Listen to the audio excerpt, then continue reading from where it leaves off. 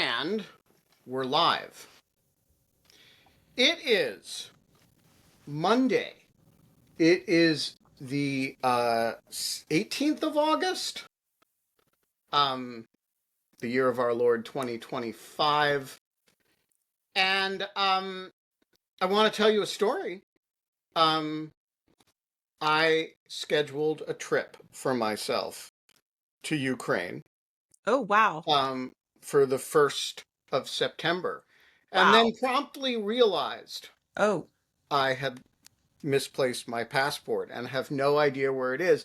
And so I spent much of the weekend looking for my passport to no avail, by the way, which raises the question of whether I'm going to have to postpone my trip to Ukraine in order to get a new passport.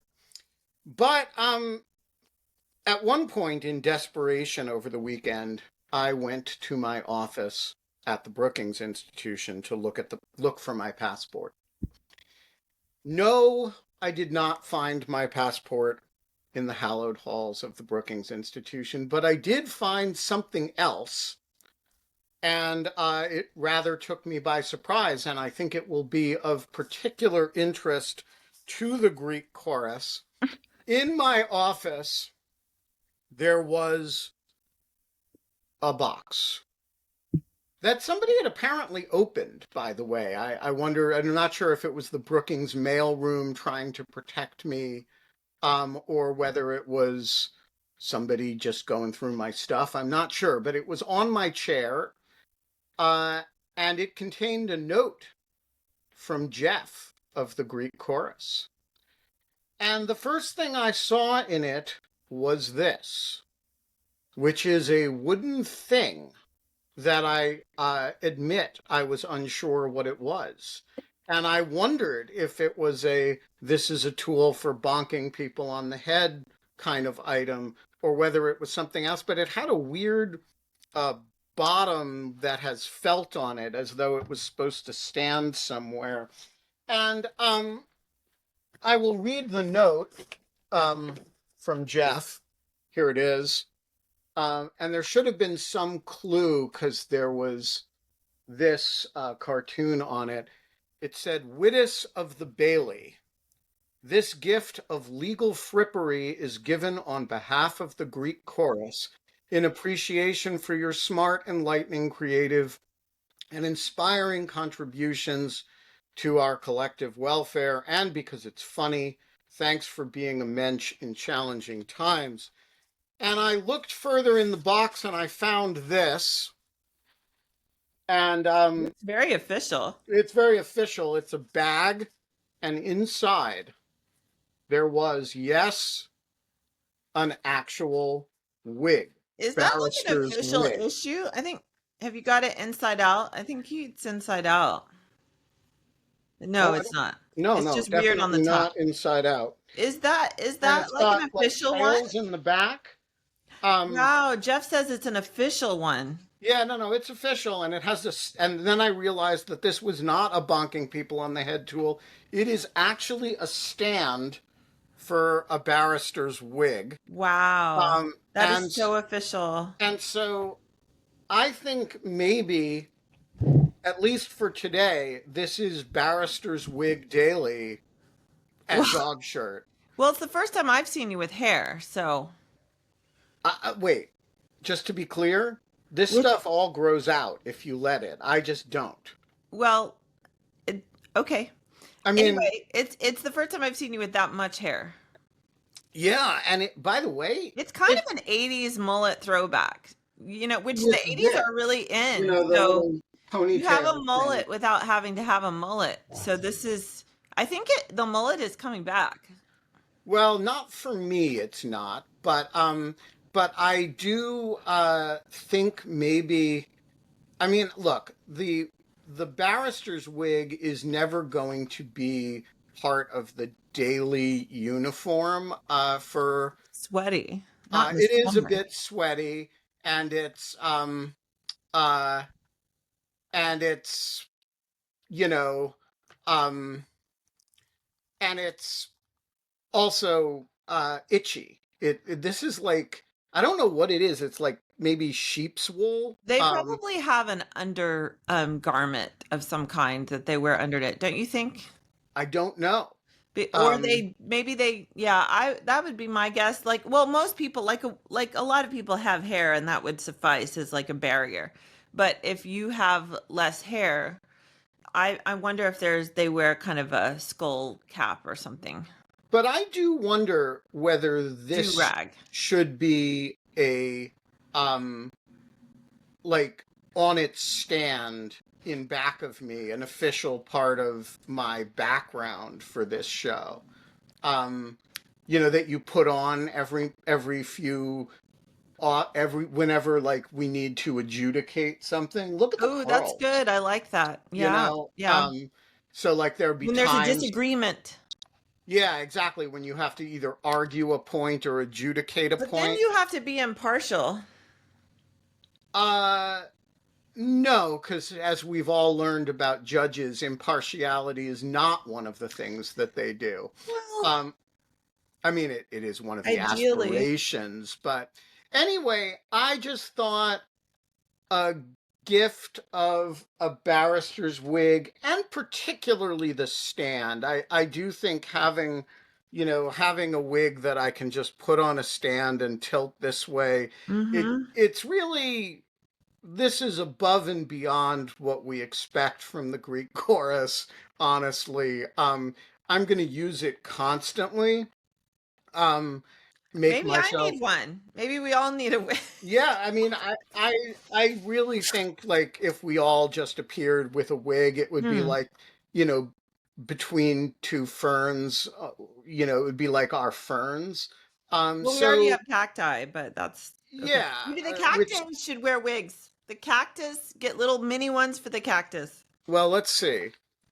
Um, They need smaller ones. I bet, you know what? You can buy pretty much anything these days. Like whatever you can dream, it's on Amazon. And I bet they have tiny barristers' wigs Tiny somewhere. barristers' wigs for Yeah. Like, cactuses. or Yeah, Barbies, like a I Barbie mean, barrister. What if Barbie can do anything? What if Barbie wants to be a barrister?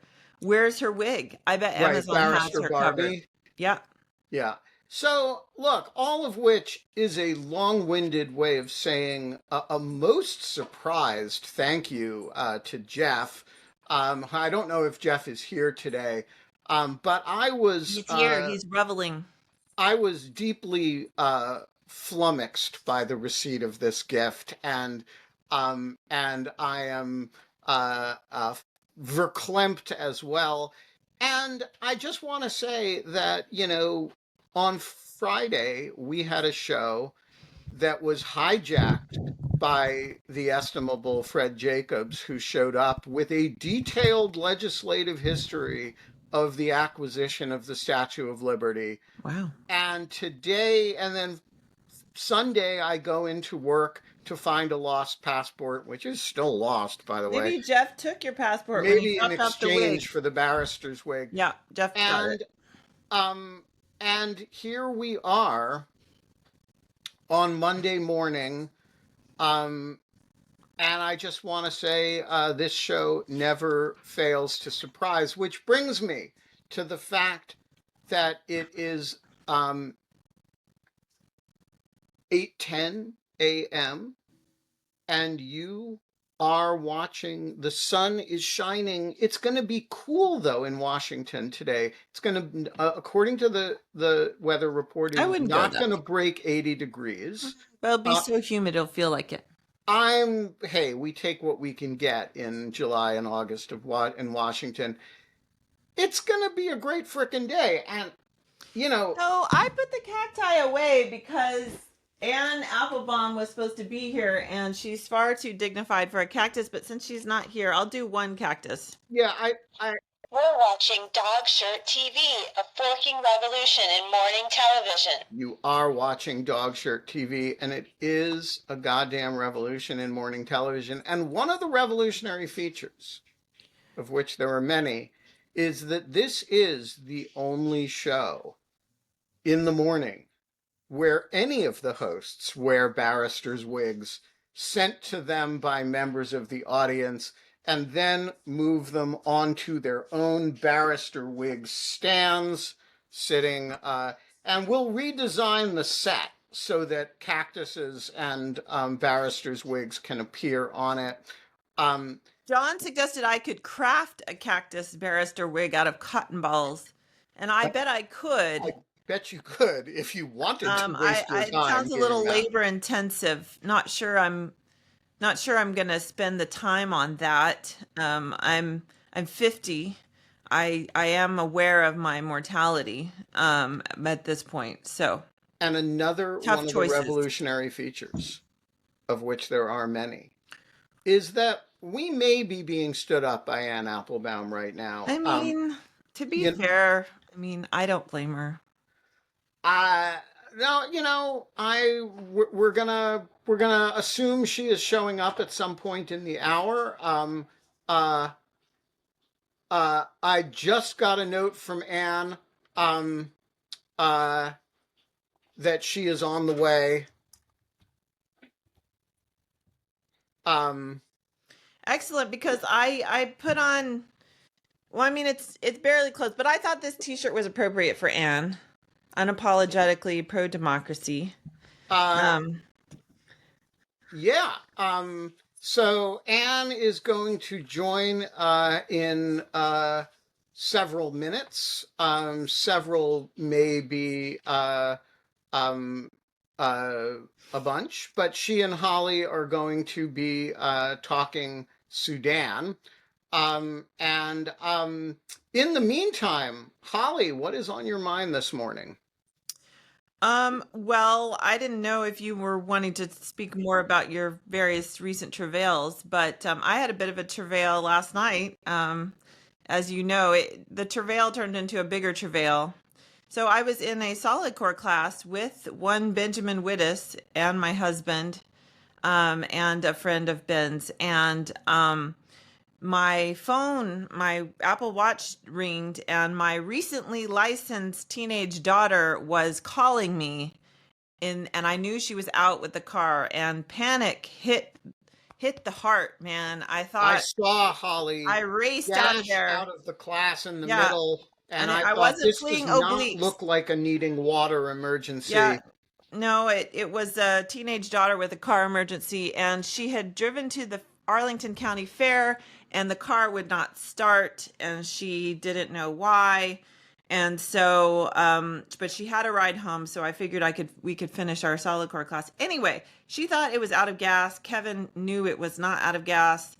Um, Long story short, she somehow, even though she drove in the daytime, had turned on the lights, and it's an older car, and she left the lights on and the battery was dead. So we thought, no problem, we'll just jump the car with our other car. But we learned, fortunately, not the hard way, because we looked in the manual before we attempted anything. You cannot jump another car with a hybrid car. Correct. I thought maybe with a hybrid you could. I knew with a purely electric you could not, but you cannot with a hybrid. No, there's a very simple reason for that, which is that it doesn't have a standard battery. And so there aren't nodes to connect it to. It has these giant, you know, batteries that, um, you know, but it doesn't have a normal car battery in it, and so there's nothing to jump from. So, yeah, fortunately, we read the directions first. Otherwise, we would have had a much bigger issue. And You we could have had, asked me. yeah, well, we called, we have Geico roadside assistance. So but it took like an hour or so. So we're sitting out there till around midnight, waiting for this guy to come. Jump the car with his little. By the way, I'm gonna buy one of those little, like, he just has this little baggy thing with the jumpers already attached. I'm gonna buy it. They're like $150. I think that's an investment worth making. Um, so we got there, but I didn't get home until after midnight, and ideally I would have gotten more sleep before speaking with the estimable Anne Applebaum. But I did not. So that was Well, my tale of woe. but you have, for purposes of the audience, you have another tale I of have another woe, tale of which woe. is actually deeply substantive and says something about our times. And so, Yes. Holly Berkeley Sorry, that's the one Fletcher, you wanted me to talk. the estimable gentle lady from Arlington, shall take such time as she may require to describe what happened to her when she was at the beach on Friday and posted an anodyne message on Thought it this was guy. anodyne. I posted on various channels of mine that people in DC please be kind to the National Guard. I said the National Guard, okay? The National Guard is different and they're Not ICE. not ICE, which also I do not promote any kind of violence towards anyone because it just ends up undermining the democracy cause. So I completely agree with that, but I do think if you had said be kind to ICE people in Washington, I do think a little bit of like there's a difference between being polite and respectful and understanding that these are people who aren't making policy, they have a job to do, And and it is lawful what they're doing, that's whatever. right. And There's a also, these difference are between that and literally, saying be kind to them. I think it's fair to judge people who, for their careers, choose to be ICE agents in yes, this especially right now. administration. And you're Right. wearing a mask. And the video that's been going around, those are almost certainly ICE. Those would not be National Guard because National Guard are Yeah, their in uniform, uniform. National Guard will look like troops. Yes, yes, absolutely. So anyway, I do not favor the deployment at all. But however, I happen to know because I've had friends in the DC National Guard that this is not something they would want to do. This is something that they have been ordered to do. I suppose you could just quit out of objection, but it is a Actually, you lawful can't. order. You I can't. No, I mean it's a military thing. I don't think you can just I quit don't the think you can National Guard. either. I mean it's called. I mean you can. It's desertion. I think. But Yeah, once you're signed up, you're signed up for however long I think you're right your then. Anyway, I'm term not is. sure on the ins and outs of that, but yeah, I don't think you can just up and quit. So, and again, I had a friend until she's not there now, but until recently, who was DC National Guard, and I happen to know like hates Trump's guts, okay, and would never choose to, and loves the district and would never choose to deploy against the citizens of the district at all. So anyway, I just put something anodyne. Please be kind to the National Guard, um, and that they didn't. Probably most of them did not want to do this. And yeah, I went to the beach, and I did not check social media all day, which was a blessing. And then I come back and hundreds and hundreds and hundreds of trolls, leftist trolls, who are really bad, guys. Like, this is not the way. Basically calling me a fascist, a Nazi, an idiot, some other worse language, telling me to go F myself, getting very incensed over the CIA connection in my bio, claiming that somehow I was like, I thought the deep state narrative was on the right, but apparently not. Apparently it's been on the left, you know, over time. It's been mostly on the left, I would think. But apparently it's still out there. Anyway, it was bad. It was really, really bad. And then posting that video of almost certainly ICE agents slamming people to the ground. Those are not National Guard, people. Those are not National Guard, okay? And like just anyway, it was not fun, and I deleted the post just to stop the firestorm. And yeah, I was like, wow, Blue Sky has really become leftist Twitter. Yeah, Um, yeah. So a couple things about this. The first is if you have never been on the receiving end of what we used to call a Twitter storm or a flaming or uh, it is really unpleasant. yes. And psychologically, why it is unpleasant is actually an interesting question that I've never quite gotten my hands around. Like, you know, intellectually, I am perfectly aware that a lot of randos hating on me is not something I need to worry about. And yet the experience of that kind of ferocious impersonal but stated as personal negative reinforcement from all quarters is very taxing. It's actually surprisingly emotionally yucky. Yeah.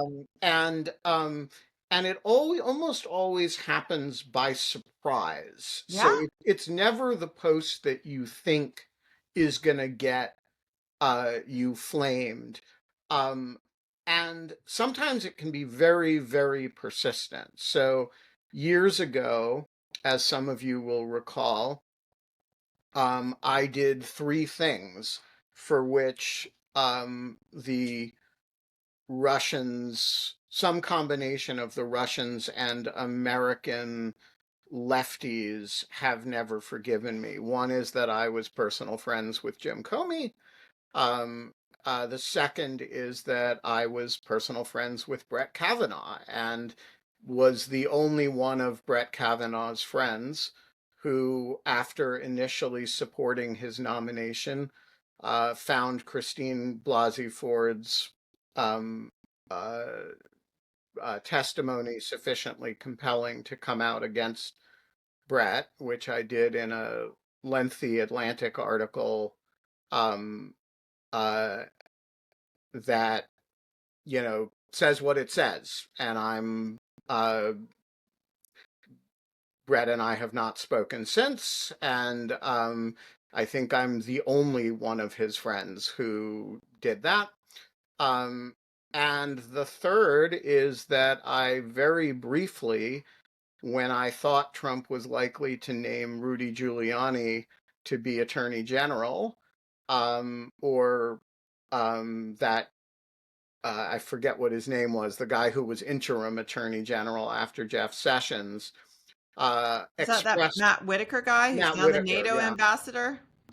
who I expected one of those guys to be named Attorney General and expressed relief and a willingness to give a chance to Bill Barr, who was at least clearly qualified to be Attorney General. And I wrote a complicated couple pieces about giving Bill Barr the benefit of the doubt and allowing and these three things, being what people still call on Twitter robotically Comey's BFF and quote, vouching for Barr and Kavanaugh, have followed me on Twitter, only on Twitter and on social media ever since. It started, I'm quite convinced, as a coordinated campaign. I wrote a long lawfare article about this campaign at the time. It's always exactly the same language. But now it is not a campaign. It is a thing that just whoever was running that campaign, whoever did it, planted in the minds of enough left of center people that I can, you know, somebody, for example, when I posted the images of my last projection, somebody said, "We still remember Bill Barr," that kind of thing, and it follows you, and people, no, it's awfully, awfully consistent, and so, um, I, do want to say I'm not above, when somebody behaves really badly on social media, threatens somebody, or I'm not above quote tweeting them and frankly punching down. And somebody if you send me a threatening email, I'm going to post it. If Yeah, I you would agree with that. um In this case, I saw like what was going on. I just got a flavor and then I scrolled down to see like, oh my gosh, there's like hundreds and hundreds. And then I just deleted everything. So, Yeah, so I would be interested if you could send me the thread that the replies are in, because I would like to do a little bit of naming and shaming here. Um, well, I deleted the original post. So I I know, don't, but the replies you can't delete someone else's replies. I think they yeah, should still be there. I'll look into that. I'm not a wizard at computers. So I don't know, you might be I can dig them up. maybe Anyway, you the can. point is, don't participate in these things. There's always a temptation when somebody starts one of these to throw in your own personal "oh you Nazi commie bitch" kind of thing. Just don't do it. Yeah, It's don't do it. it's a nasty thing to do.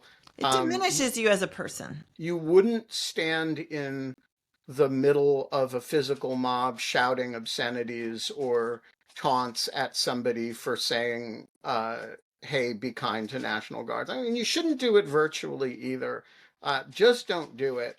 The second thing I will say about this is um, uh, when it is happening to you, don't do anything without consulting somebody, because your judgment, I'm not saying Holly in this case did something stupid or wrong. In fact, she did something prudent. But your judgment is clouded when you just walk in off the beach and see, 300 people yelling at you It's like over. 600. Yeah. And so don't trust yourself in that situation. Instead, assume that your judgment is clouded and do everything in consultation with somebody else. Um, and that is my advice about how to handle this stuff. Advice I have oftentimes not taken myself and regretted. I sometimes act impulsively about such things, but you shouldn't, and neither should I. And so that is my comment about being flamed. Good. Well, I didn't, I just uh didn't want to deal with it. So I just deleted the post. I don't know if that's the prudent thing to do, but I just well, I didn't. think that's a fine way to deal with it. And then I As thought about posting, like, which I appreciate people's transparency of like, I deleted this post, but then I would have to restate the post and why I delete. And then I feared that that would restart everything. no, you don't owe the people who were yelling at you shit. And So, but I there's still no, there's believe that no we should be kind to the National Guard until they give us such reason to yell at them So because let me just say this as obnoxiously as I know how. I think people should be kind to the National Guard. And by the way, I think a good word for it is harassed by the Secret Service on Friday. And I hope I was kind to you were them. very polite. I I thought was, you were very polite. I don't think it is the job of individual Secret Service officers to make policy on the scene. They were in communication with their commanding officers. Um, and somebody tweeted at me over the weekend when I said this on Blue Sky that this sounds like gas chamber logic. And I just want to say that there is a big difference between not arresting somebody in front of the Russian embassy and gas chambers. And so if you're saying to me, okay, there a just following orders defense is not good enough for Ivan Demyanyuk. Yeah, I agree with you. There you have, there are human lives at stake, and saying, yeah, but I'm not a policymaker, I'm just a guy, a thug recruited into a auxiliary force, that is not an adequate defense. But if you are a Secret Service officer deployed to the scene of a political protest and your commanding officer tells you that the activity in question is illegal and you should A, warn the person, and B, not enforce, um, my quarrel is not with you. My quarrel is with the policy decision to make hopscotch illegal in Washington, D.C. I raised that this morning on Dog Shirt Daily. I do think an amendment to the DC Code provision to clarify that this is not about chalk on the sidewalks would be healthy. I think if people want to raise that with the DC City Council, that is fine, and I might even do so myself, although I am really not allowed to lobby anybody, and so will not be engaged in anything like that. Although I did raise the question of whether this law should be altered. But this is not gas chamber logic on the part of Secret Service officers, nor are the National Guardsmen in any way to blame. You sign up for the National Guard because you're interested in, disaster relief. And then you have a tour of duty. And if the president decides that your tour of duty is about going to Washington, D.C., you go to Washington, D.C. And if your governor is a Republican schmuck who wants to curry favor with the president and sends you to Washington, D.C., you go to Washington, D.C. And it is not until you see somebody in a National Guard uniform behaving badly that you should make it personal about them. Fine to make it personal about them when they are behaving badly, but when they are within the law, they are doing their duty and job, and your quarrel is not with them, it is with the schmuck who sent them there. Yes, and again, like most of them, probably at least the DC ones. I can't speak for West Virginia and, the other states. I imagine there's a lot of MAGAs in there. But the DC ones, believe me, they do not want to be there. Trust me. Most of them, some of them may be, enthusiastic Trump supporters, who think this is amazing. But and consider actually, I don't know what the time of service for the National Guard in DC is, but it's very likely that some of the very same guardsmen who protected Joe Biden's inauguration after January 6th and like made sure the Proud Boys could not come back into DC and prevent and disrupt the inauguration. Though some of those same people are these same people. Almost certainly true.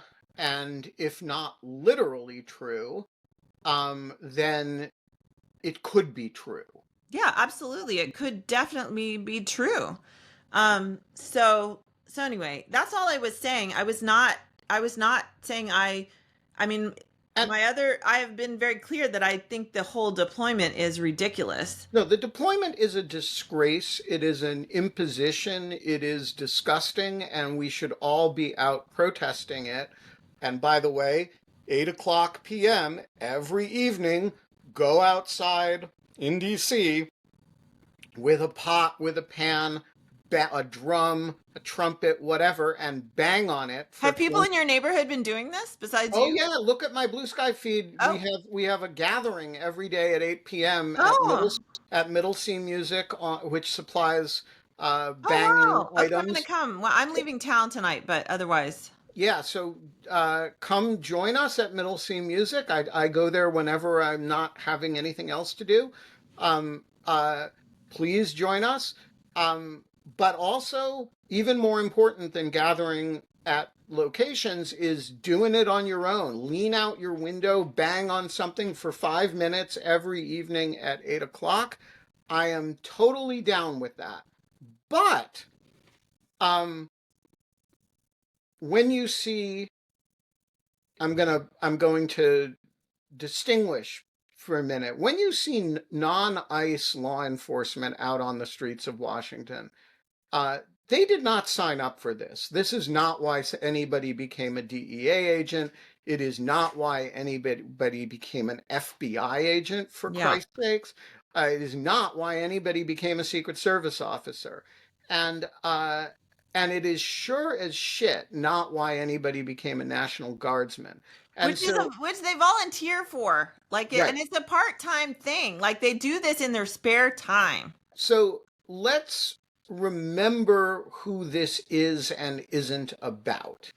And that, I think, is a very important thing.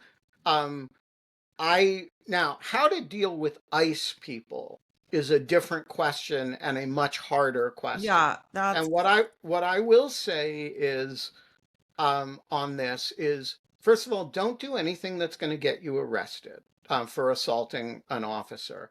And that includes throwing Throwing a sandwiches. sandwich. Yeah, I mean, it's um Don't I throw am not anything. Don't I'm not throw above anything. I'm not above getting arrested, as y'all know. Though it's never happened. If it happened, fine. I'm okay with that. Don't get arrested for assaulting an officer. Just and that doesn't mean do it and get away with it. It means don't do it. Um, if you want to yell things at ICE people and tell them what you think of their choices in DC, I got no I have problem. no problem with that. Um, and if you want to, but I would distinguish Yeah. between ICE people and other federal law enforcement. The ICE people signed up for this, and some of them are clearly getting off on it. And the other federal law enforcement people did not sign up for this. That's DC right. police did not sign up for this. Definitely not And DC police. yeah, and It's just like taken over, so. and so remember that. Calibrate your responses depending on whom you're dealing Not with. only that, but I think they're the ones, I think it's a personal discretion issue to cover one's face.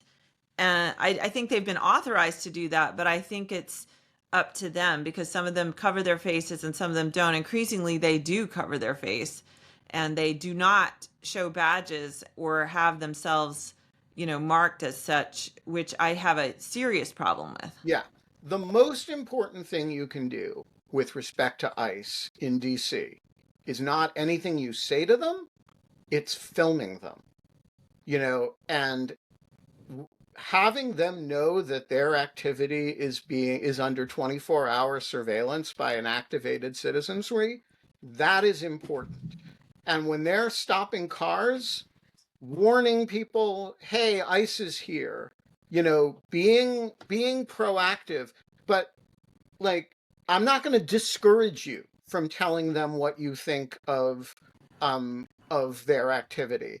I do think ICE people are in a special category here, and we should not confuse ICE with people who are there involuntarily. We have no idea. I mean, as you know, I have a lot of all former FBI friends. I assume Kate is in the chat. I think she will back me up when I say nobody in the FBI that I know is excited about the idea that they've all been issued tasers um, and are being used as a national street cop police force. That is this is not something that the FBI should be doing, and I don't think anybody in the FBI, I mean, anybody, there's 30,000 people, but this is not something that the rank and file is anything other than shocked by. And so I would extend Holly's point, and I say this as somebody who literally had an unpleasant interaction with the Secret Service unexpectedly On on Friday. Be kind to the people. Distinguish between the people who have chosen to be there and are making, what we call to the kindergartners bad choices, and and people who are and choices that we're allowed to judge, and people who maybe in very difficult circumstances may absolutely oppose what they are being asked to do with a ferocity that you can only imagine, but that is, lawfully within the president's power to make them do. And you say, well, why don't they quit? Some of these people may be 10, 15-year veterans who are not eligible for retirement yet. Some of them may be actively looking for a job. A bunch of them are. But it's a bad job market now It's because a so many terrible feds job are out market. there.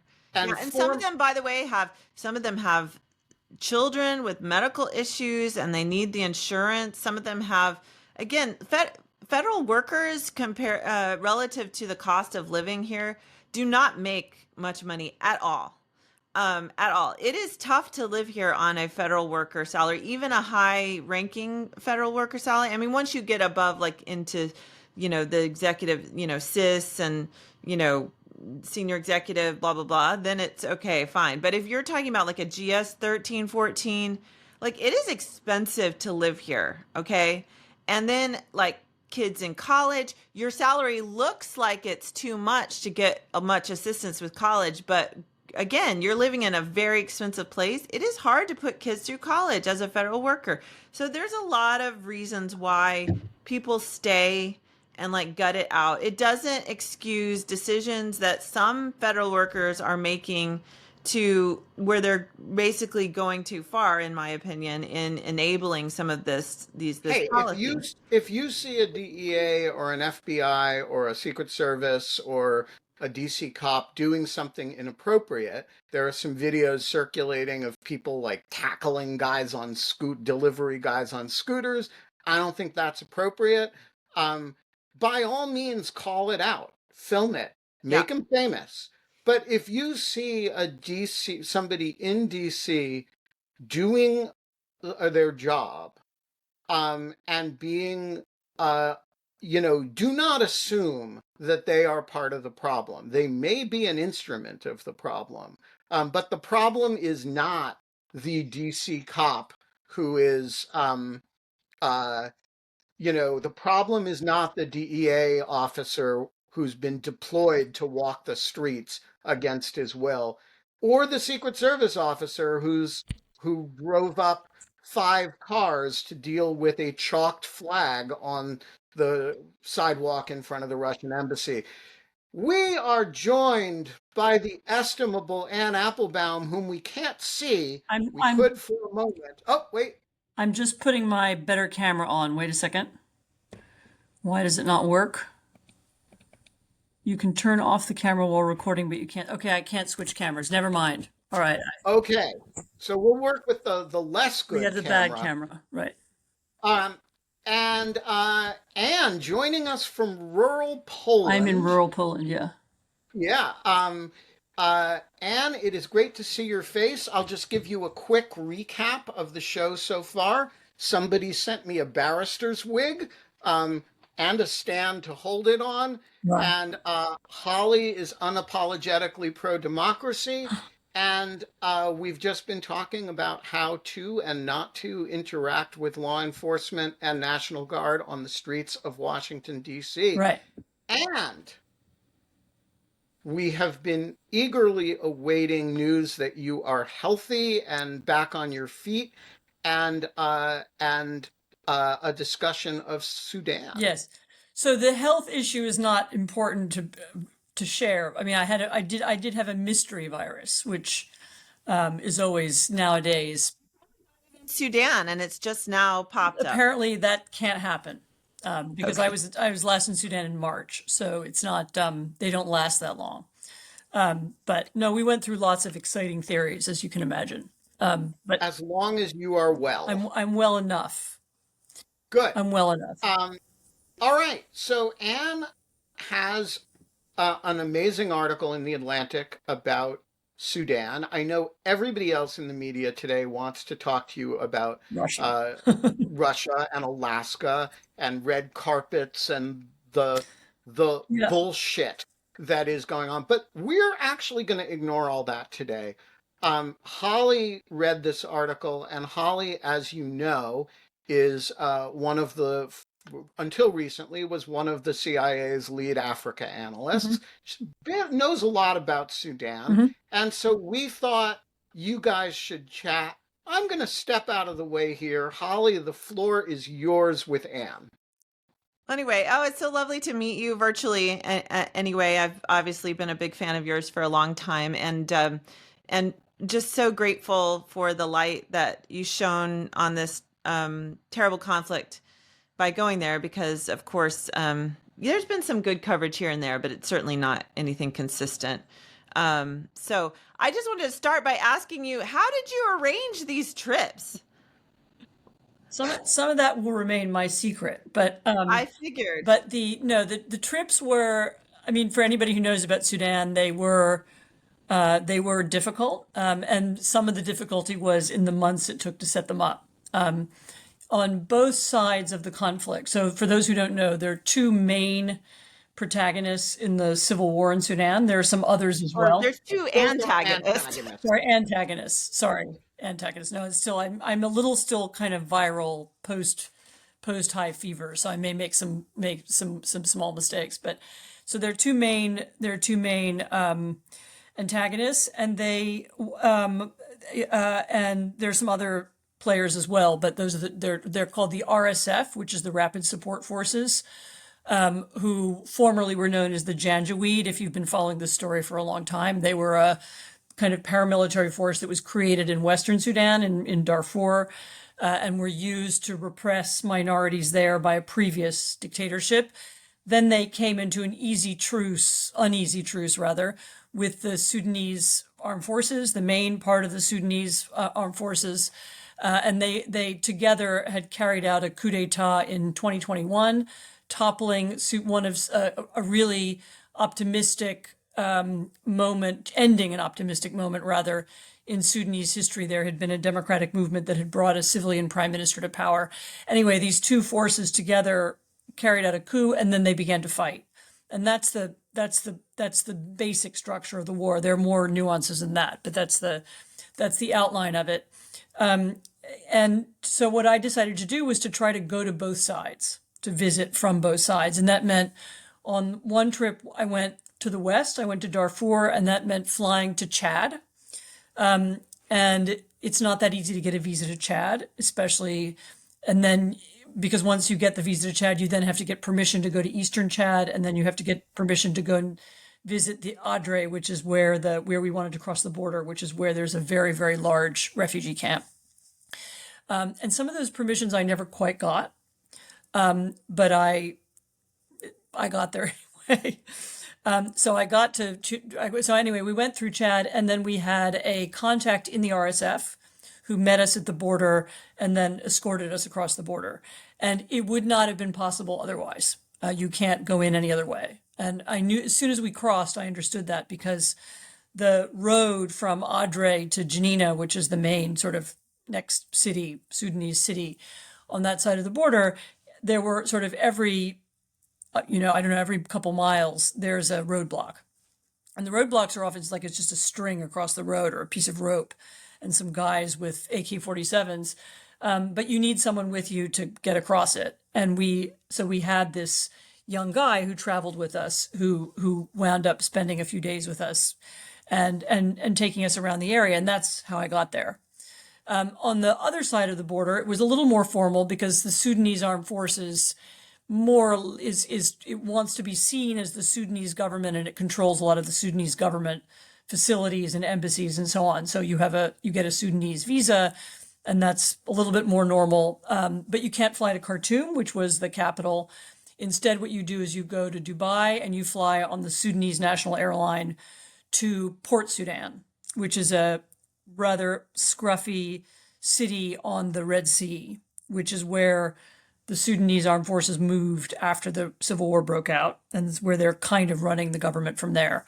I mean, they are running the government from there, unless they may have, in the last couple of months, could have moved more things back to Khartoum, because they've retaken Khartoum. And then we drove, and on this trip, part of the trip, I was escorted by the Sudanese armed forces, and we drove from Port Sudan to Khartoum. Which is about, I don't know, I've said 10 hours or 12 hours. It's a very long drive across a very hot piece of desert, essentially. There's not very much in between Port Sudan and Khartoum. There's some actually rather pretty hills at one point, but anyway. And those were the two trips. And both times I went with another colleague who's a woman who has worked in U.S. government and USAID and knows Sudan very well. And she was one of the people who helped set it up. And then on the second trip, I also went with Lindsay Adario, who's a quite famous war photographer. And she did the photographs that are in the issue of The Atlantic, including the amazing cover photo and some of the other photos. So there were three of us in the car on the way to Khartoum. And there's not much left in the way of infrastructure, certainly not in Khartoum.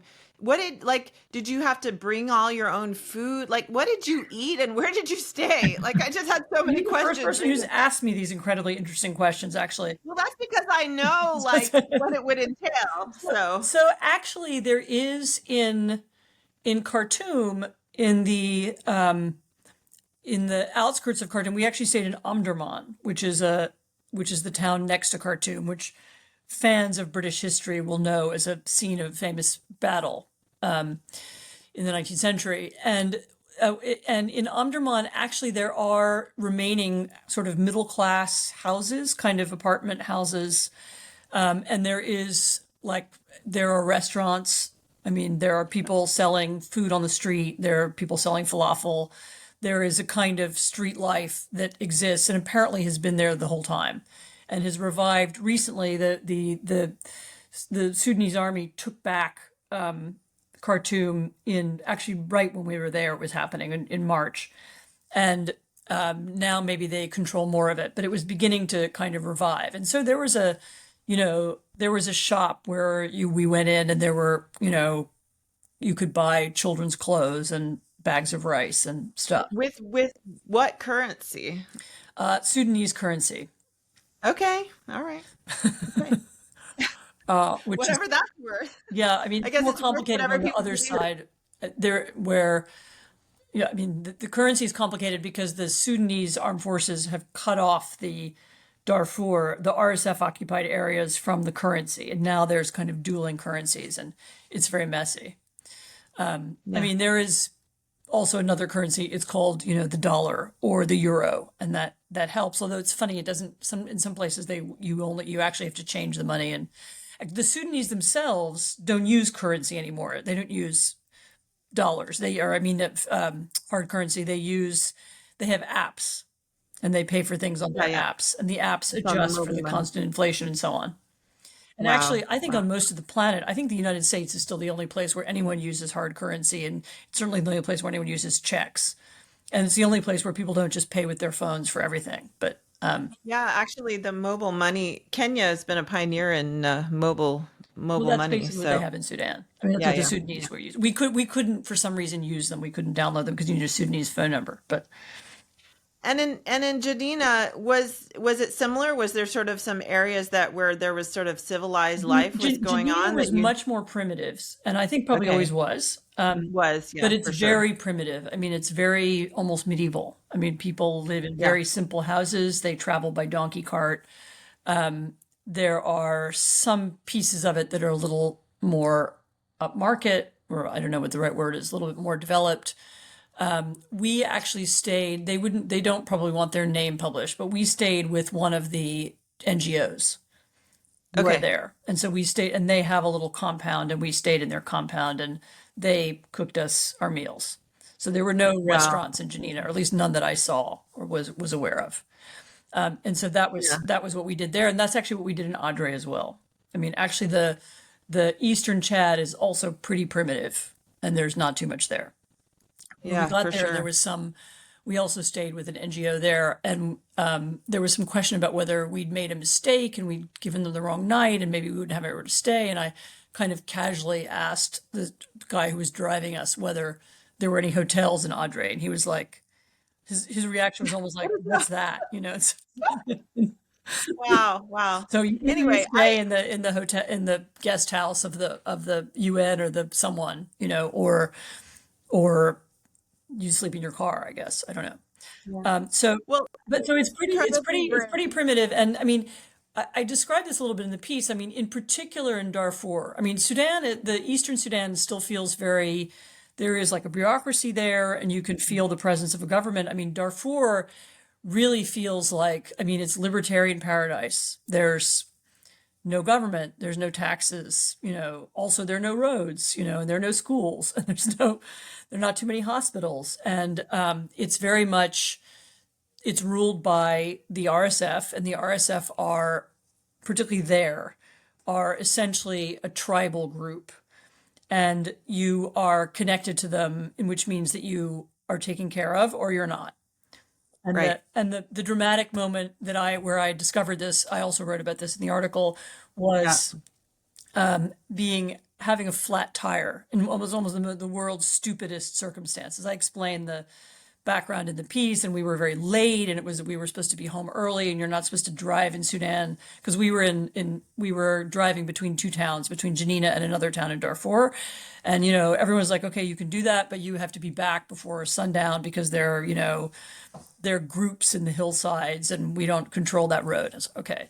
Anyway, we didn't get back before sundown, and instead we had a flat tire on the road while the sun was setting, and I wasn't panicked, but I mean, it seemed kind of bad. And actually, the RSF minder who was with us, who'd been very jovial and jolly and nonchalant all day long, suddenly panicked and kind of said, "We told the driver, all right, drive anyway, like even on your Wow. bad tire, because we can't be staying here, as the sun sets." And then miraculously, I mean, it was like in a movie. Down the road comes a car, and everyone kind of tenses up, like who's going to be in the car. And of course, it was guys in flowing robes and headscarves and carrying machine guns, and they slowed down, and the RSF minder walks out of our car and says, "Salam Aleichem," and it's his brother-in-law, and we're saved because the brother-in-law radios to somebody else, and they come and get us, and they have a Starlink mounted on their car, so they have Wi-Fi. And they, and they escort us back to Janina in the dark, and that's how it works. And basically, if you are connected and if you are friends with the people who run, the local warlords, then you're fine. But if you're not, then there's no police, there's no highway safety, there's nothing. There's no highway, really. There's no highway. This was actually a paved road, which was like a big thing. Yeah, that's a big Not deal. all of it was paved, but a lot of it was paved. And it's very primitive. I mean, and it is a place where there's no rule of law, and there's no, and you feel very little presence of anybody from outside. This is especially true in Darfur. There's almost nobody. We did go to a hospital that MSF, the Médecins Sans Frontières, Doctors Without Borders, runs a piece of, and they're there, but there's almost no sense of anybody else being there. And it's very primitive. Dumb question, but how much of this is a creature of the war, and how much of this was always that way? Darfur's always been like that, really. So yeah, I think Darfur has always been like that. I mean, I think there was more foreign presence in the. I mean, people told me about UN missions and so on that had left. Yeah. Well, there used to be a UN peacekeeping force that Right. left in January 2000, I think 2021, if I'm not mistaken. Yep. So Okay, quick question. Darfur's never been great. It is, normally it would be 2 minutes before we have to end. I am happy to let this run as long as you guys want to keep talking. But I want to be mindful of Anne's time. So Anne, just let us know if you need to jump off at 9 or at any other particular point. I only just having been ill, I have less stamina than usual. We won't keep you too long. I'm going to go to kind of the bigger picture of your Sure. piece, your sort of framing of the demise of the liberal world order. And correct me if I'm wrong. Like, I didn't think you were arguing that it was causative at all, but that it was certainly worsening things. Certainly one of the real values of the piece, I thought, was showing, the what it means when humanitarian aid is stopped or interrupted in a situation like this. But anyway, just what did you mean about Sudan and being what the demise of the liberal world order looks like? Liberal world order demise is an expression that you hear a lot, in Washington or Brussels or somewhere, and people talk about it in this very theoretical way. And one of the reasons I went to Sudan was I was okay. So all right, all these and what I mean is international institutions are weakening or disappearing. International aid has just been cut in a very dramatic and catastrophic way. The U.S. and European countries who are interested in peacemaking for its own sake aren't really involved too much anymore. The US, not really at all. Some Europeans are still there. Actually, David Lammy was there even when I was in Sudan. So there's some British involvement, but not very much. And and that has means that, and so the question is, okay, so what? I mean, a lot of people never liked that world anyway, and they didn't like the UN, and many Africans perceived it as these were new forms of colonialism and so on. So okay, so now it's gone. I mean, and I mean a whole series of things are gone. It's not just that the United States is gone. It's, as I say, it's the UN Security Council is gone. The UN Security Council doesn't have a way to send. It doesn't really send envoys anymore of the kind of high level significance that it used to be able to do. There aren't teams of people who have the clout to go in and make peace or make the belligerents sit down together. All that's kind of faded away. And so what happens, and the answer is that what happens is you have a kind of vacuum, and you have the so-called middle powers. So all the countries in the region, basically, the Egyptians and the Turks on the one hand, the Saudis, really the Emiratis in a very big way, which we can talk a bit more about if you want. The Russians on both sides of the conflict, the Qataris, all of them have come in to back one side or the other, or to try to use the chaos to get access to Sudanese gold or something else. There are big gold mines in Sudan, or to play some other kinds of games. And so what you have is a vacuum that has attracted other powers into it. And they are now fueling the fighting. And so the RSF would not have the sophisticated weaponry that it has. It wouldn't have drones. It wouldn't have the ability to continue fighting the way it does if it wasn't backed by the UAE. The UAE, I should say, deny that they back RSF. I went to see them in Abu Dhabi. I went to see their foreign ministry. But there's a lot of reporting, mostly from the New York Times, which won a Pulitzer Prize for doing this last year, which has connected the UAE to the RSF for all kinds of strange reasons. Both It's indisputable. It's indisputable. Indisputable. Just so that you know. But on the other, the Saudis support the other side. So do the Turks and the Egyptians. As I said, the Russians give money and have at different times played both sides. There's a weird phenomenon there, which is that there are some Ukrainians in Sudan. I mean, I would say less than a dozen. So it's not like, and they're not really fighting on one. In fact, they're definitely not fighting on one side or the other, and they're not really taking part in the war. They're there to hunt Russians. They're there to kill members of the Wagner group, the Russian mercenary group, who are there. And that, I think, in a way, they give you an idea of the kind of chaos it is, because it's a vacuum, everybody's there to play other games. And the real victims are the Sudanese civilians. I mean, I think it's, I don't think Sudan is totally unique. I mean, it's a little bit like what's been happening in Libya over the last several years. There's some Syria's a little different, but there's some parallels.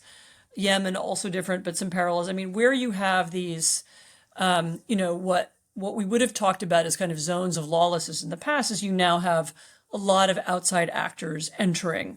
Instead of the UN Security Council, you have the Turks, the Egyptians, the Saudis, the Emiratis, and others.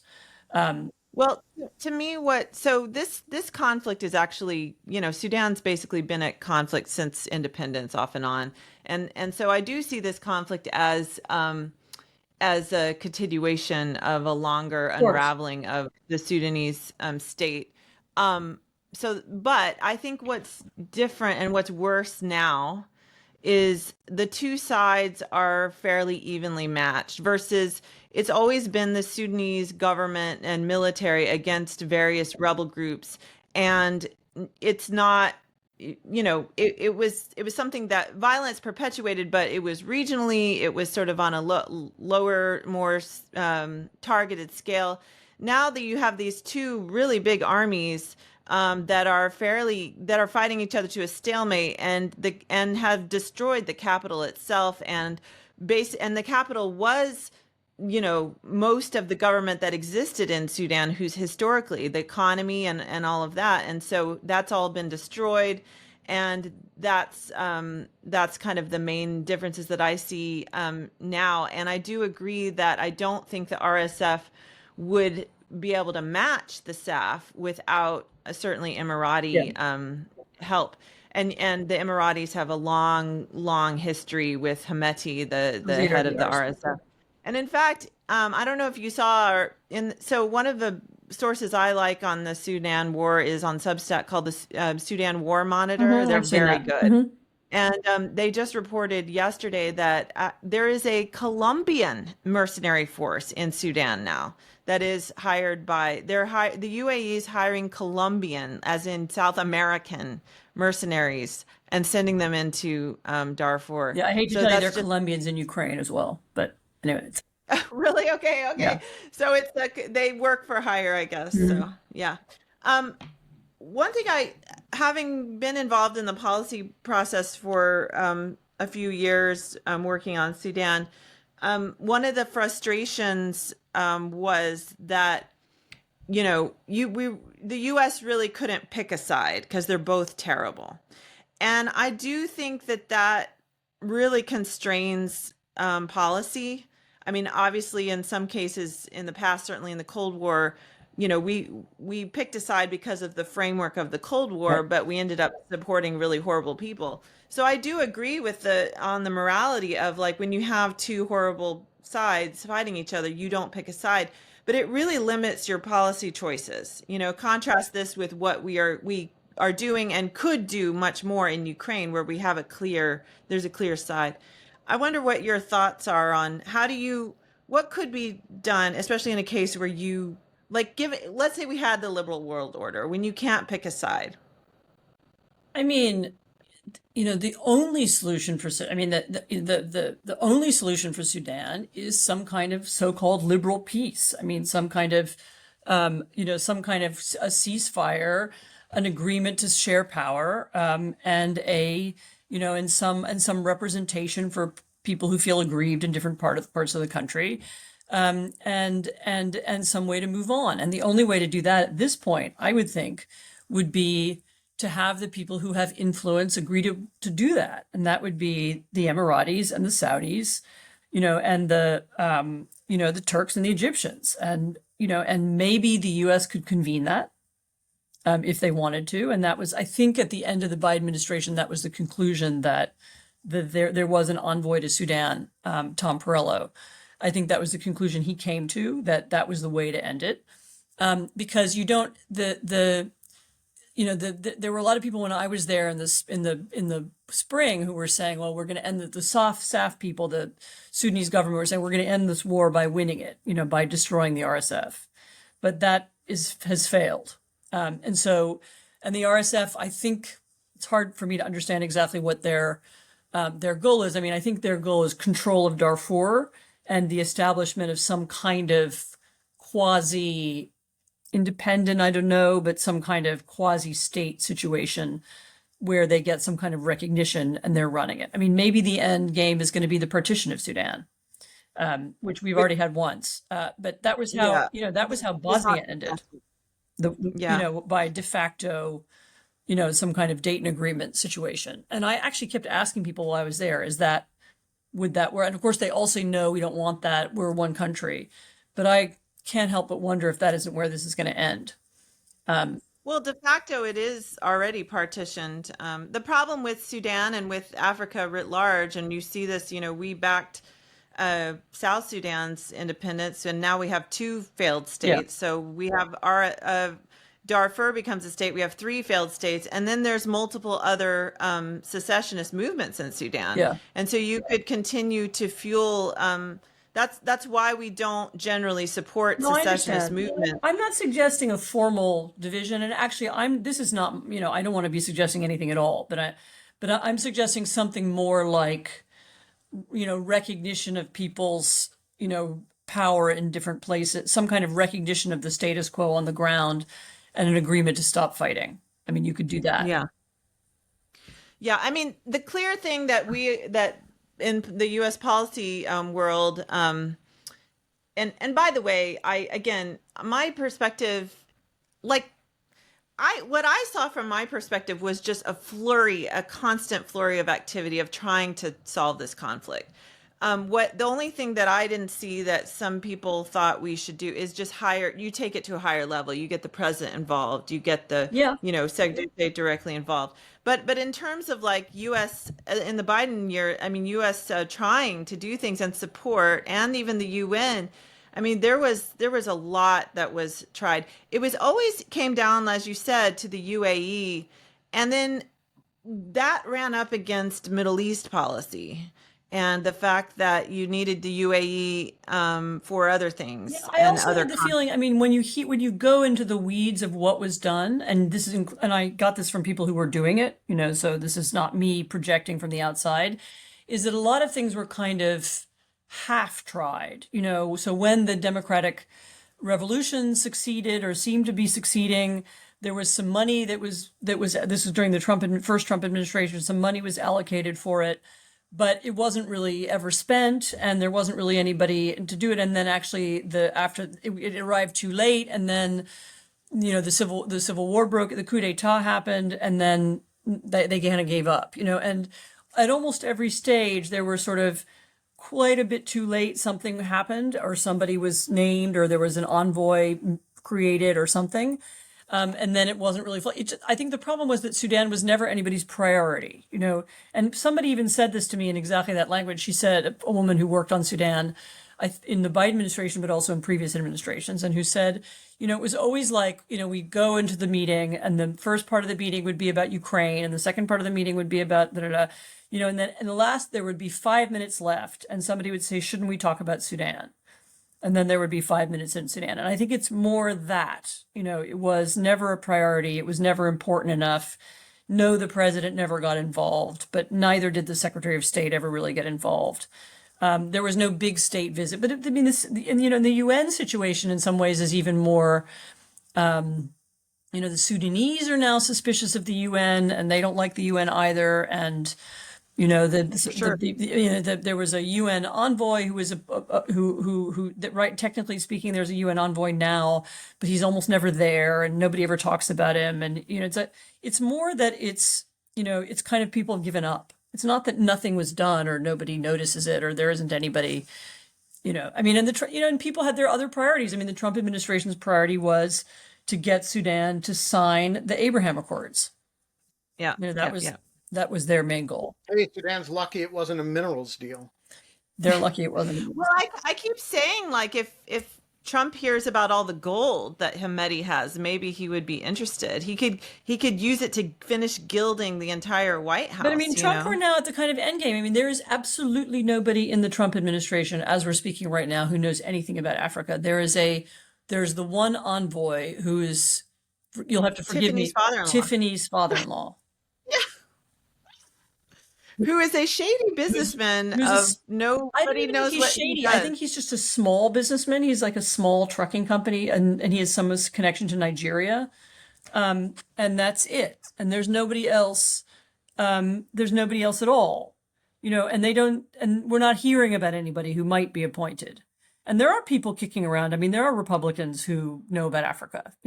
They just may not be. Oh, I know one who desperately wants. I won't say the name, but who desperately wants to be the envoy to Sudan. But I know anyway. that I'm sure there are. I mean, I guess. But I guess it's so not a priority. I mean, Sudan went from being something that Americans did know about. There was reporting on Sudan in the newspapers. Darfur was an issue people cared about. There were, there were Save Darfur bumper stickers. Save Darfur bumper stickers, and then it went from being so low priority that we don't have an envoy, and we don't have an assistant secretary of state, but we don't even have anybody who does anything in Africa at all. So it's just, you can trace this slide. And I'm not saying that that's the full explanation for what's going on in Sudan. And in the article, there's a lot more detail, and I explain the origins of the conflict and so on. I'm not pretending that we're somehow only responsible, but it is a remarkable shift. And it's one of these things that's happening parallel to the other remarkable shifts, the other, the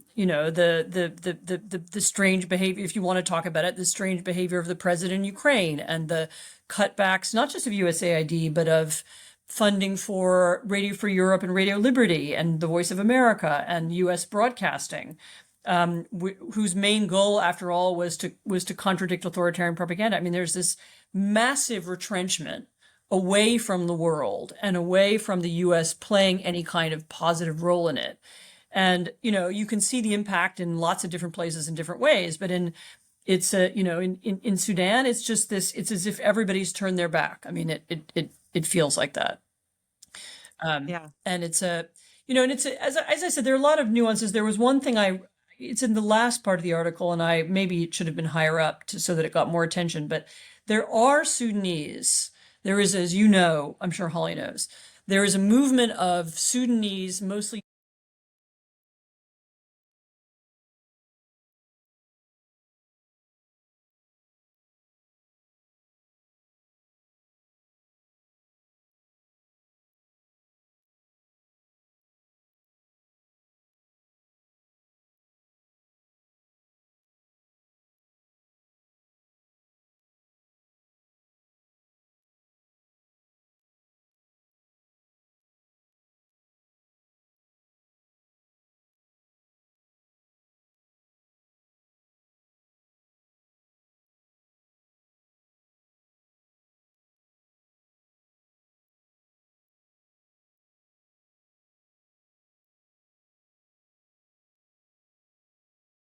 And we were through USA. We were that's how we were getting aid in a lot of cases.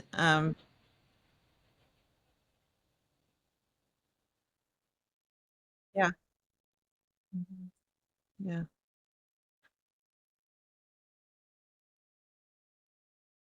Yeah. All right, we are going to wrap. And uh, limited stamina, perhaps, but always super compelling. It's great to see you. I'm glad you're back on your feet. Um, Folks, we're going to be back tomorrow, except that we're not.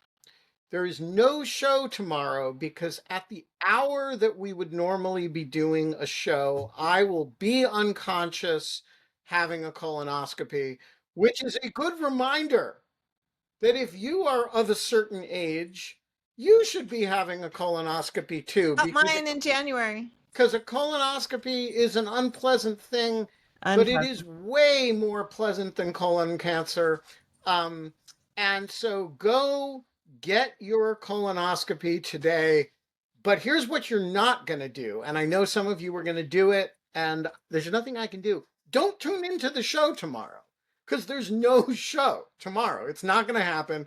People are going to show up and they're going to be like, "Where's the show?" And I'm going to be like, "I'm sorry, I'm unconscious." Um, uh, but we will be back on Wednesday. And I will actually be on a non-liquid diet by then, and so I'll be in a much better mood. You should join us. I don't know who the hosts are going to be. I don't know who the guests are going to be, but I will be there and you will be there and it will be super fun.